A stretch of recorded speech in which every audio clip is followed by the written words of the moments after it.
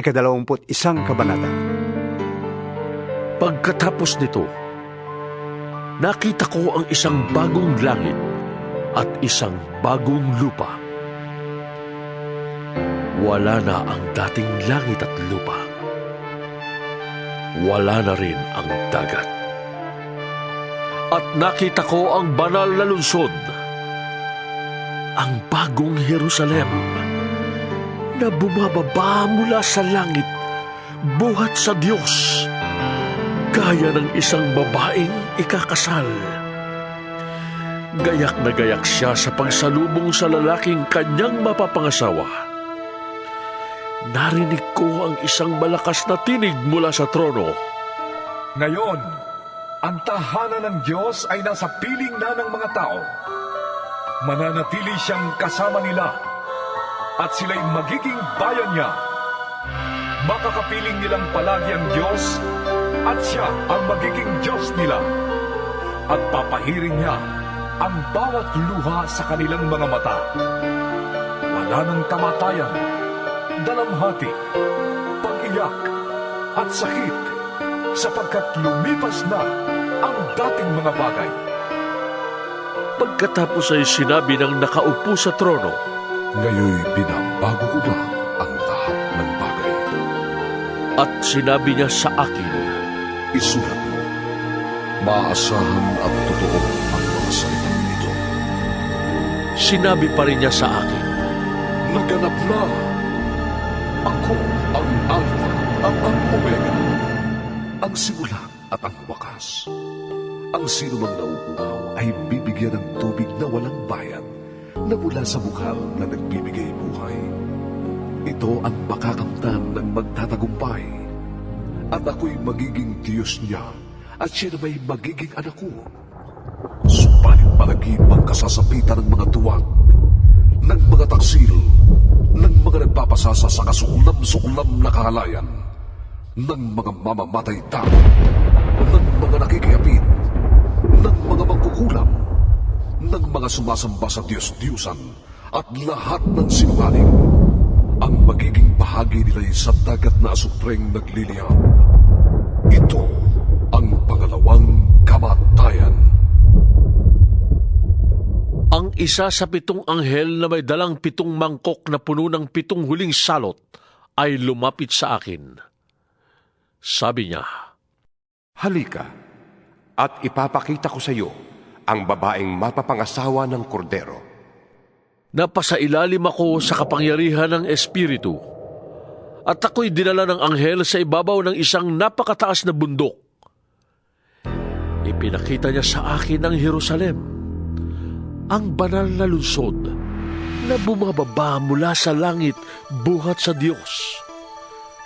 Nagliliwanag ito dahil sa kaningningan ng Diyos. Kumikislap na parang batong hiyas, gaya ng diamanting sinlinaw ng kristal. Ang pader nito'y makapal, mataas, at may 12 pinto.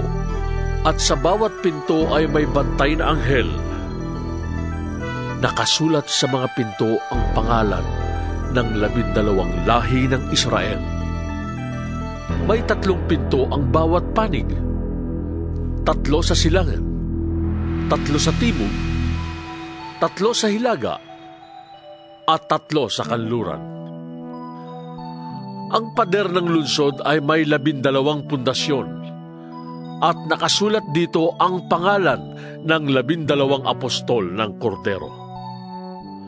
Ang anghel na nagsalita sa akin ay may hawak na gintong panukat upang sukatin ang lungsod, ang mga pinto at ang pader nito.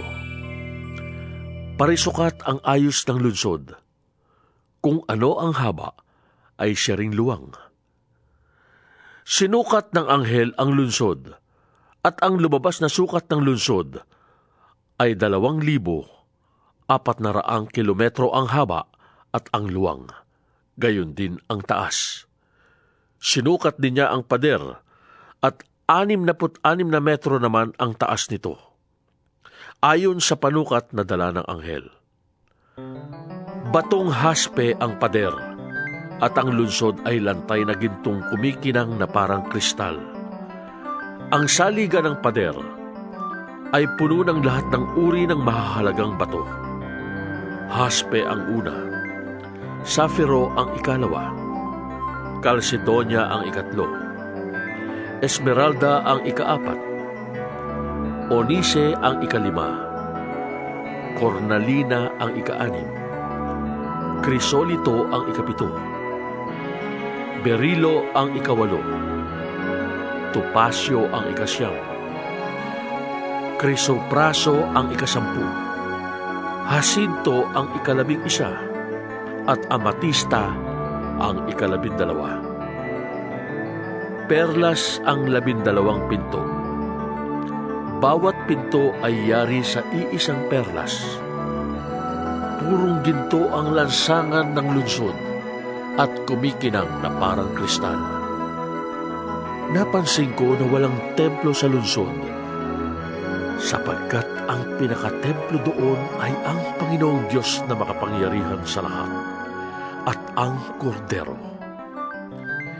Hindi na kailangan ng araw o ang buwan upang bigyan ng liwanag ang lungsod, sapagkat ang kaluwalhatian ng Diyos ang nagbibigay ng liwanag doon.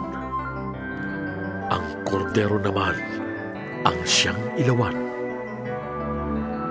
Sa liwanag nito'y lalakad ang lahat ng tao at dadalhin doon ng mga hari sa lupa ang kanilang kayamanan.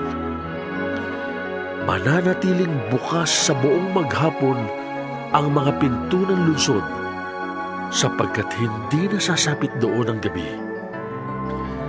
Dadalhin sa lungsod ang yaman at dangal ng mga bansa, ngunit hindi makakapasok doon ang anumang bagay na marumi sa paningin ng Diyos.